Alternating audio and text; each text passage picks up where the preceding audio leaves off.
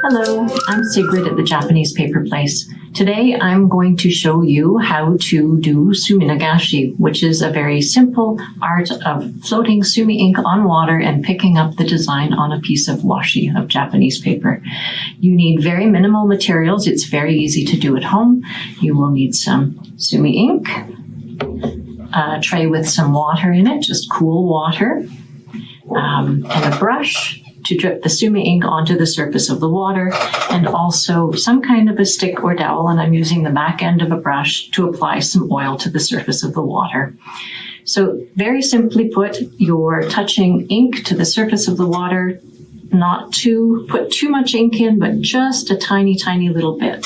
So I have a little bit of ink on my brush here. It's not dripping off. And I'm going to keep the brush upright and touch it down to the surface, and then taking a little bit of oil from the side of my nose or the top of my head, I'm going to touch the water after the ink. So ink and then oil, ink and then oil. The very first touches, it's very hard to see. It's very faint because the ink spreads out. Tiny bit of oil, ink, oil, ink, and oil. Some people use a bit of dish soap in water instead of oil. You can choose to do that if you wish, but oil is really easy to get because you have it with you all the time.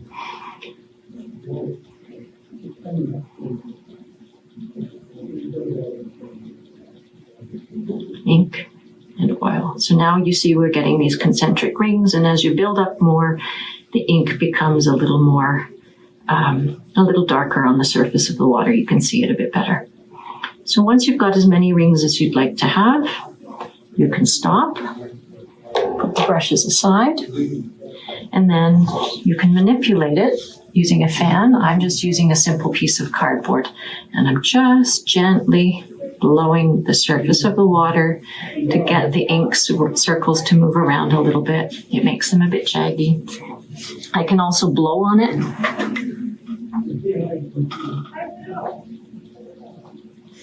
and move the ink that way. If you have a straw, you can use that. You can also just use your hand and wave at it. That's kind of subtle.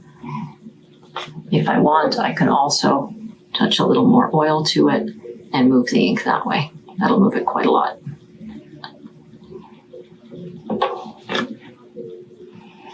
Once you're satisfied with what you have there, you take your piece of washi, and I'm here using a piece of Iwami white, and you very gently lay it on the surface of the water. You don't want to just drop it because that will create some wind and change the pattern that you have on the paper.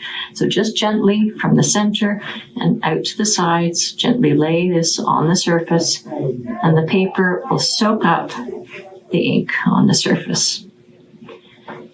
And then once it's soaked through, you lift up your paper from two corners, and you can see the design here. I'm going to rinse this. You can put it actually under running water if you like, but I find it easier to put it in another tray of water that I've got beside me, and just gently move it around so that the water comes off of the surface. The excess ink comes off of the surface there.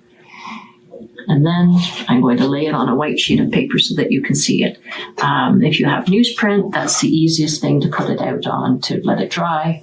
I'm putting it on some white paper so that you can see it. And there we have my design.